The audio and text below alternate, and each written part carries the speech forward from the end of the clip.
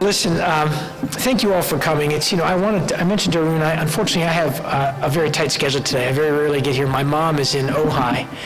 She is, I think, in her final days, and so we're so delighted to be able to come out to California. Every time I come out to Northern California, I drive down to Ojai. She's with my sister there. But it's actually a special time. I have to tell you, all of you, some of you are young enough that this won't be an issue for you for some time, but it's in the natural course of things that your parents transition into heaven, I would say. And it's actually a wonderful period for you as a son or daughter to reflect on the amazing gifts your parents have given you. And I was just finishing up an article. You guys may know Prime Minister Modi is coming to Houston. I won't be able to join. It's on the 22nd of September. Apparently the tickets, by the way, sold out in 2 hours. 50,000 tickets in Houston sold out for the Howdy Modi welcome. And it's a great time, I think, primarily because we see the Indian diaspora really rising in influence in America, making a difference in all levels, in all professions, certainly in engineering and in the sciences. The culture, the values, the teachings of that great nation have really had an enormous difference in our country and across the world. So it makes sense that we'd be celebrating. But with the Prime Minister coming, I was just finishing a quick article. They asked me to contribute for this exceptional diaspora that has risen here in America for India. And I just wanted to start with one story with you this morning before we talk about what we're here to talk about. And I've just got 20 minutes with you. Very difficult to talk about artificial intelligence in 20 minutes. So some of you may have some background in this. I'm happy to stay afterward and spend a little bit more time with you about what we're doing. I do want to share just broadly before I tell you this brief story, kind of who we are and what we do and why the way we're thinking about artificial intelligence is what I want to posit with you to have you kind of be, in a provocative way, thinking about, as engineers and technologists, about how we have to bring these capabilities to bear on what I think are the toughest problems that we're facing, both as an American nation, but as a community of nations that believe in the kind of freedom and liberty and meritocracy that's made your success in America, my success in America, possible. So I do want to talk briefly about artificial intelligence, the way we're applying it in the work that we're doing, and to give you some thoughts I think that may be contrarian to what you're reading now about where I think the next dozen or so years as leaders will take us in this field. But first, let me just tell you this brief story. I was writing this article and I was thinking about opportunity. My father, who I mentioned to you, came to school here in UCLA in 1967 to do his doctorate degree. He came to America in 1954. You can just imagine, I don't know how many of you write letters to your parents. My dad wrote in 1952, after graduating from engineering college in India, 200 plus companies by hand in America, believing that kind of his heaven of freedom in Tagore's famous poem was America. Thought that this was going to be the place that he could really rise out of poverty and achieve some level of professional excellence. 2 companies wrote back. One of the companies said, hey, we'd like to have you come. My dad did every job imaginable for the last year in 1953 in India and came over to America into Zanesville, Ohio and Racine, Wisconsin to meet this young engineering company that he ended up joining. And in 4 to 5 years, he realized there was nothing he couldn't do in America. Went back and married my mom in 1960 and came back to America and realized that only 100 people a year were allowed to emigrate from South Asia during this period. And he thought, this is my country now. So he wrote his congressman in Wisconsin, Congressman Flynn, who answered my father's letter by introducing a bill in the United States Congress to prevent my mom from being sent back to India until the next year's quota could be reduced by 100 could be reduced to 99. And I just think about his story. It's much more fascinating than my own story as the son. My parents, the courage, the determination, wrote his father every week for 39 years. Who does that? And, I can remember being at the Air Force Academy thinking, my father would send me a note. He'd say, Balan, you should write your father. And even in those days, in the early 1980s, it was unusual for you to actually write letters. I mean, as a young boy, I wanted to talk on the phone. I wanted to do anything but write my father a letter. Now, we have the letters he wrote his father for 39 years, and I treasure every one of them. And so, delighted to be here with you. I'm the product. Everything that I've had the opportunity to do as a result of my parents' determination, the sense of fortitude and courage, all the characteristics that brought you here this morning, your desire to succeed, to create opportunity. My father, by the way, even in those days, didn't believe there was any lack of opportunity. He thought there was a lack of hard work to create opportunity. He would, as a senior scientist for Boeing, he would come out into Boeing's lunch area in Seattle, Washington, and 40 or 50 Indian American engineers would be, this is in the late 1980s, I can remember him discussing this with me, and he would say, Bala, and I would come to them and I'd say, you stop eating together. This is not Chennai.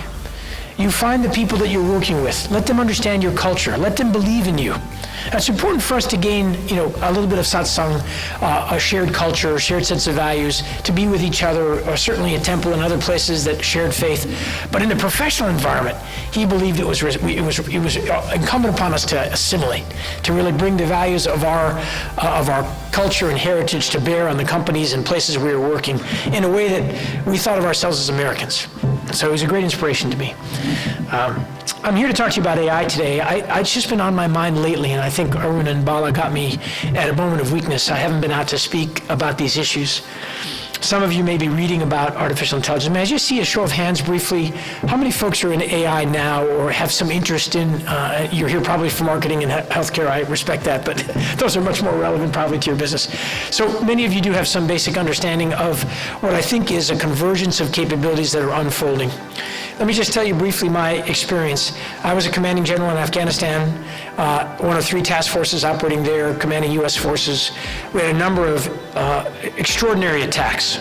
And I thought, as I flew down to get the intelligence briefings after these attacks, looking at all of the intelligence that we had available to us, that those attacks might have been preventable had we had the ability to process, exploit, and disseminate the information we had access to. So we had, in those environments in Kabul and in other places around the globe where we were threatened by this kind of very extremist and violent ideology, and people operationalizing that ideology, terrorism, that if we had the ability in our sensors to detect patterns that could give us some indication potentially of an attack that's unfolding, we could act to prevent the loss of life.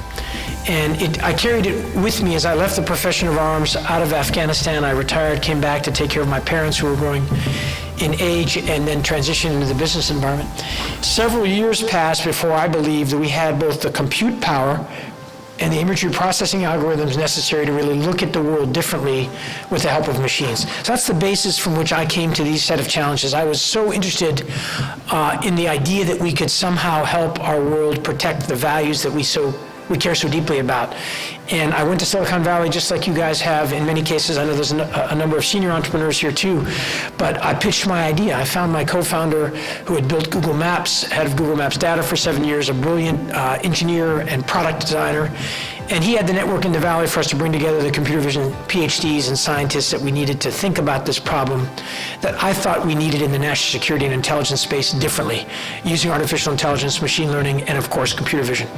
So that's the background that I came to artificial intelligence. I actually didn't care about artificial intelligence. I wanted a way to solve a set of problems that could allow us to prevent attacks here in America and other places we love, by the way, including India, who suffered terribly under this kind of terrorism. And I believe that it was incontrovertible and really inevitable that we would have machines and humans working together. And that really brings me to the first kind of principle I want to posit with you. If you're working in this space, there's a lot of people out there who think of themselves, I think, as futurists and believe that we have to be very take a very cautionary approach to the work that humans and machines will do together, or that machines can do in many cases. The first thing I want to challenge for you is that humans and machines have been working together since the beginning of of time, and the desire of humans to really build machines to help them do the things that they prefer not to do, or that were inconvenient, or less repeatable, or they're less capable of doing. And so this idea of humans and machines working together is nothing new. We see it every day in every industry. But how machines and humans work together now is changing. And I like to share that, in the visual environment where we were, there's a reason the eyes, by the way, are among the most important senses for contextualizing the world. The ability in my space to come with computer vision so that we can understand what our sensors are seeing as if our own eyes were seeing that same environment, and then have those sensors recognizing patterns and other indications that we think are of concern to be able to alert to a human who can then, with values intention, make a decision about what may be right. This is quite extraordinary. All of the data that we're collecting has a story to tell. The question is whether or not we can access it and understand it in a time that's relevant to the decisions we have to make. And we see this in healthcare. You have a great discussion coming on healthcare. I'm excited to hear the doctors, a number of firms we're partnered with in the Valley are working on the vision to detect the earliest changes in cells, for example, as may be indicative of cancer. But in the computer vision and national security environment, we're talking about understanding patterns of life that could be indicative of harm. So, for example, in my business, we have an intelligence analysis platform that can use geospatial data, visual data from air-breathing sensors. So these are sensors that you might have read about or seen on TV. These are sometimes called UAVs or remotely piloted vehicles or aerostats. Over Kabul, for example, as we speak, and by the way, several other cities in Asia, we have either towers or aerostats looking down on the city to help us understand forensically, in most cases, what might have happened after a problem unfolds, and to kind of get to the root cause of that and to prevent it from happening again. And now that we have the capabilities to do what I believe we should be doing, we can detect, recognize, characterize, and contextualize in time for us to act to prevent things that could put our nation at risk. So, for example, the systems now can recognize weapons, and you could imagine how lovely it would be if we had the ability to recognize someone outside a national security event, the Super Bowl, or any of the other things that we all love. Someone's intending to do harm, have a sensor recognize that, and have our law enforcement personnel respond as promptly as possible to prevent the loss of life. These are the kinds of things I think every great free nation will want. And there's a trade-off there in terms of our sense of privacy in the public arena. The first tenet I want to share with you, though, about transactional artificial intelligence versus transformational is this notion of, from my perspective, the next dozen years or so being about the way humans and machines work together. And I would kind of argue or place before you this notion that in the most complex environments, human and machine teaming will always have the human values be ascendant. The machines will be doing the kind of mundane and foundational recognition and characterization that's necessary, frankly, for humans to understand the world more precisely and decisively, more quickly. So that in many cases, now I'm talking here about security standing before you as a firm that works in the national security and intelligence space, but much more broadly, the premise is that with humans and machines working together, we can understand the world more decisively, further left of where we're able to understand it now. And that includes looking historically at data, where that data, even if it's recorded full motion video. A couple of our clients would like to look back at 10,000 hours of data around an area to see if they can discover patterns of life with individuals and objects that may be of concern to them that they think are unfolding. So, for example, our State Department, very interested in protecting our high-threat posts around the world, would like to know if someone is acting in a way that is suspicious or in a way that could eventually lead to harm. And to be able to look back at 10,000 hours of data and discover those patterns and know that when it's appropriate, what's relevant and not relevant in terms of their threat environment is quite powerful to them, and could prevent the kinds of things that have happened to our other great nations, France, Great Britain, and others who've suffered recently from open societies that suffered from attacks. So the first premise I just want to leave with you is this thought that I think is required about the nature of human and machine teaming. I think the companies that build this into their software are the ones that are going to be successful. A lot of people are talking about tossing an algorithm over the fence and you get kind of a transaction with AI. And that leaves open the notion that I think is so critical. And if I get a chance to join you on this topic later today on leadership, I'll share a little thought on the importance of trust. But where artificial intelligence lends itself to complex human endeavor and values, human values our intention, we have to be very transparent about what it is, what models we're using, and how those models are created, and what the understanding we have of the problem we're trying to solve is. Which brings me to my second tenet that I'd recommend for you that are involved with artificial intelligence. I think you have to know very precisely what problem it is that you're attempting to solve in building this human and machine team. And I think that you have to narrowly apply the artificial intelligence and the capabilities in machine learning, and in my case, computer vision, to provide the solution set to elevate and accelerate the human decision-making that needs to take place in that environment. In the healthcare environment, since you're talking about healthcare, that might mean that we have our computer vision capabilities detect the first changes in the nature of the cell that could be indicative of cancer. But then that goes to a radiologist who spends their whole life looking at these pictures to try and adjudicate whether the machine, with all the training of the models that we've provided it, has accurately or inaccurately predicted the potential for the cancer to develop.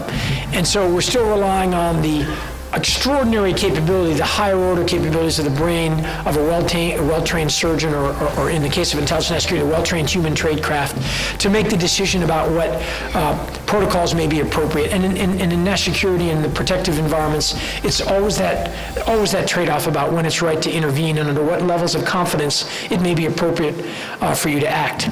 So narrowly defining the AI to solve the problem. And then in that process of thinking about the problem in AI, very, very important to try and uncover what the intended and unintended consequences are of the work that you're doing. I think, one of the challenges, some of you I know from Silicon Valley, let me just tell you, there's a little bit of a comeuppance coming in Silicon Valley. And the way I like to describe it is, in the olden days, we had a barter economy. We kind of all knew, and by the way, this happens in India, if you've been, you kind of know what you're trading and what the value is of what you're trading, right? So you had a sense that, I had something of equivalent value, I was trading you. I mean, you could be providing services, you could be providing other goods. But where there becomes a challenge in trust is when I know the value of what you're trading, but you don't. And so I'm giving you convenience, I'm taking information, I'm using that information to generate enormous profits. And before you can do anything about it, I've collected everything that can be collected from you, without you really appreciating or knowing that your phone is providing all kinds of information that you may or may not be aware of, that helps me precisely target you in a way that makes me tremendous profit. And unfortunately, many of these companies took advantage in the way that humans sometimes do, because they thought they could make tremendous profit, without really revealing transparently to their customers. And this is the kind of insight I wanted to share with you that I think is so difficult to recover from. So many businesses sacrifice the very thing that they can't buy back in the development of their brand. And that's when they lose faith with their customers by acting on information and knowledge that there's not a clear understanding of the value of. And let me tell you, the storm's coming. I mean, you'll have congressional and other investigations about all of our big technology companies using our information to really level the playing field, so as citizens, we can make these decisions as informed partners in this process. So we know exactly what we're giving away and what our phones and other digital exhaust is saying about us and who's making profit from it. And by the way, Europe is ahead of us on this. I think the GDPR and other things are going to cause us, and California is right behind Europe in this discussion. But we want to make sure, if you're building a company now, learning from what we've done in the last 15 or 20 years, you want to make sure that you understand how it is you're building trust with your customers. If you can build trust with your customers, they will stay with you through thick and thin. And this is the business I'm in. In the work that I do, the currency is trust. And I just ask you to think carefully about that, because I think both your organizations and your customers, it's not always apparent in the world what's most valuable, and it's very easy to sacrifice what's really valuable about your business and your brand under the guise of transactional engagements that can make you money. So you want to be very careful about that. The last thing I just want to say about artificial intelligence here is that I think it's incumbent upon all of our technologists who are working in this space to understand what the implications are of the kinds of data that we're training, and where there are the potential for implicit bias or for implied other types of biases being really fortified or strengthened. That almost like we have a warning label on nutrition, we ought to have a warning label on the models we're building in AI. And I say that because most of the harm that we've seen happen in these few years, in the nascent days of artificial intelligence really becoming operational, it's hard to pinpoint that there was a motive to cause the harm. In other words, people thought, hey, this is terrific. I can gather all this data, let's use structured data. And there may be some positive uses of the structured data in particular cases, but on the other hand, used incorrectly, those same models can really hurt people, can really be consequential to people if they're used in a way that they weren't intended. And I think the days of, as engineers and scientists, us being shielded from the repercussions of those kinds of uses, I think those days are dwindling. I think our American nation, I think India as a free nation, I think other free nations are going to be expecting more from us as engineers and technologists. We kind of know the potential of the capabilities we're building. On my computer this morning, I was so happy our chief scientist, just spectacularly brilliant scientist, shared with me that a couple of the capabilities our clients have asked for are possible. And because it's impossible for him to answer in kind of layman's speak, he rolled out the code and the other capabilities that he's going to try and combine to make the integration of these models possible. And so happy about that, but at the same time as I was reading it, I was thinking about what the implication of those models being combined were. And I share this with you because I want all of you now to realize that the things that we're building in technology, in particular with AI, in particular in this environment now where there are so many spectacular values in tension with the amount of data that we can gather and what we can learn, that we really can't turn a blind eye to what the consequences are and what the implications are of the AI that we're developing are. And I think this younger generation, there's a few of them in the audience here, I think they're right to hold us accountable. It can't be about, right? My mom used to say the end of education is character. It can't be about the transaction. In the beginning of AI, you're helping organizations become more productive. But at the end of AI, you're helping them transform to a better understanding of how they can use machines to elevate and accelerate their human decision-making and understanding. And those human values in every circumstance where values are in tension have to be ascendant. They have to be the driver of the decision. And so we have to be careful about overextending our understanding of what we can do with machine learning, what we can do, in my case, with computer vision, and have a very grounded approach to this idea that the human and machine team, what we're really doing is allowing us to understand the data and the world around us. But what that means is still the provenance of the human operator, the human analyst, the human doctor. The contextualization, the complexity of the environments we're in with this data is so great that very rarely can you do something autonomously with any confidence. And anybody that tells you differently, by the way, I'd love to have a sidebar with them. The things that you're reading about that other great entrepreneurs and visionaries are talking in terms of general AI, we're nowhere near. I mean, nowhere near, not even in the same I think I have the best cadre of computer vision scientists in the world in my full questions, if you have a minute or two. Okay, sorry.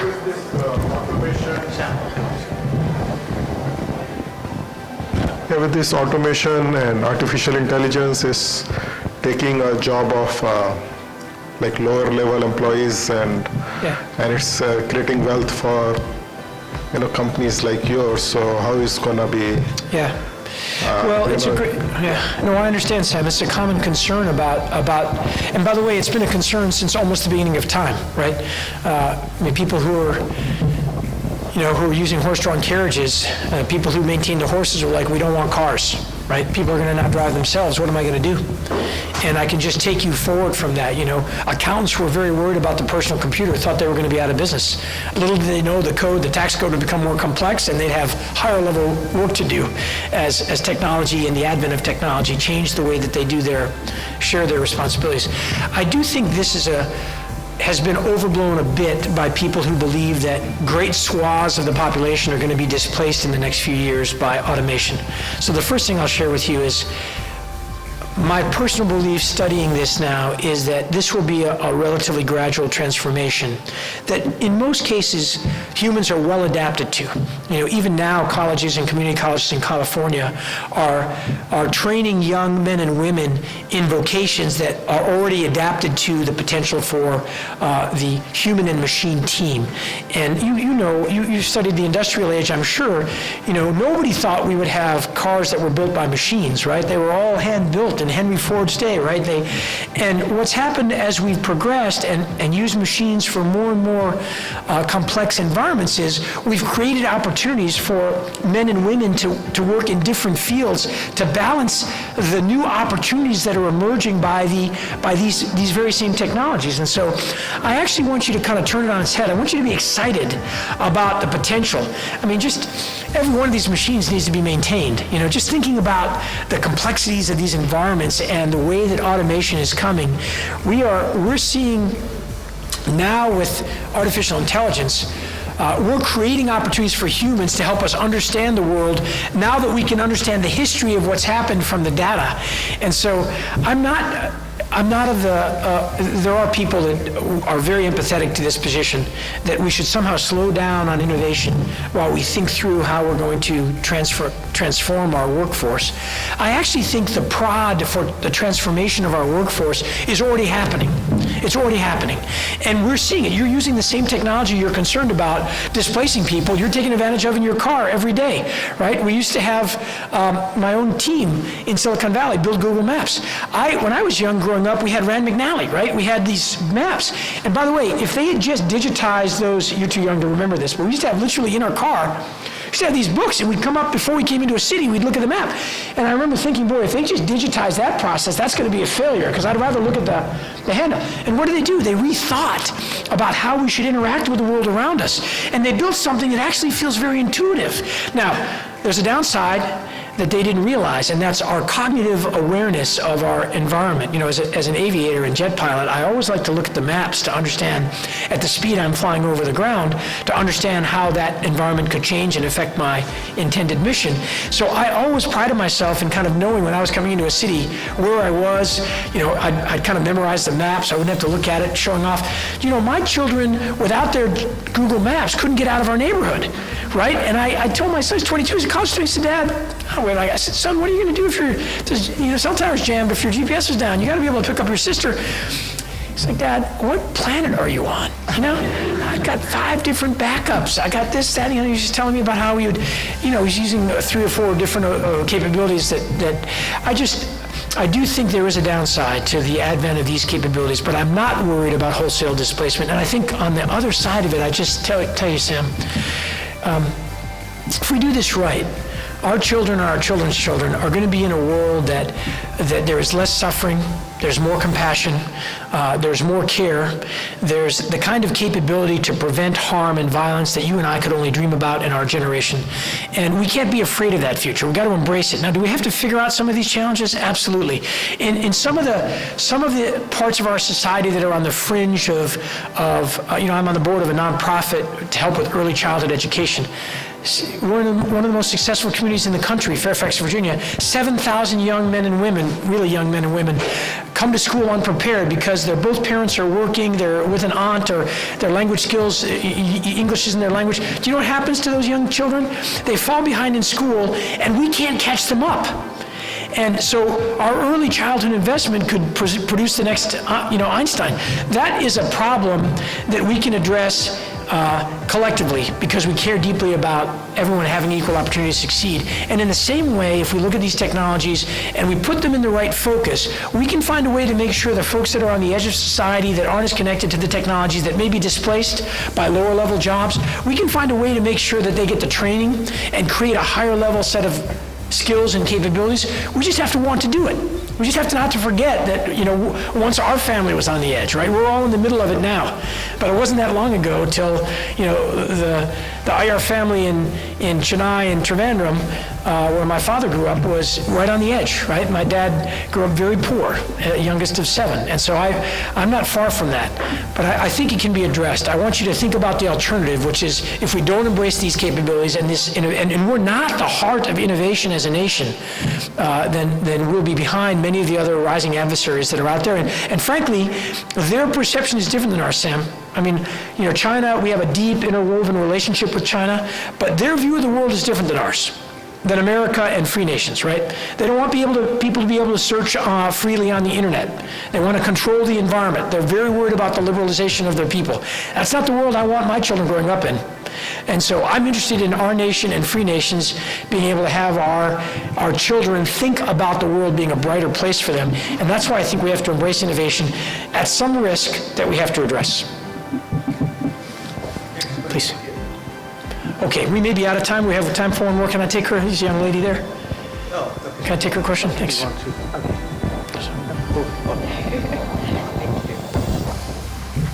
Hi, my name is Megha Jan. I'm an inventor and also a high schooler who's very, very interested in pursuing artificial intelligence in the near future. So you were talking about using artificial intelligence for national security purposes, and specifically targeting people who could potentially cause a lot of harm in large public areas. But unfortunately, an issue that's arisen within the past few years about that is biases that exist in our data. So how do we as a society begin eliminating those biases that are so deeply embedded in what we already have? Well, thank you for that. I'm so happy at such a tender age you're thinking about these kinds of technologies and their impact. I do feel like this argument again has been turned on its head. You know, right now, humans in law enforcement are doing the best they can to try and prevent harm and to try and, when harm does occur, to hold people accountable. And they're limited by the amount of information that they can understand and contextualize in a time-sensitive environment before they have to act. So the first thing I'd say, if we do this right, we can present them a much more comprehensive understanding so that they can make more precise and decisive decisions from, and I think that's positive.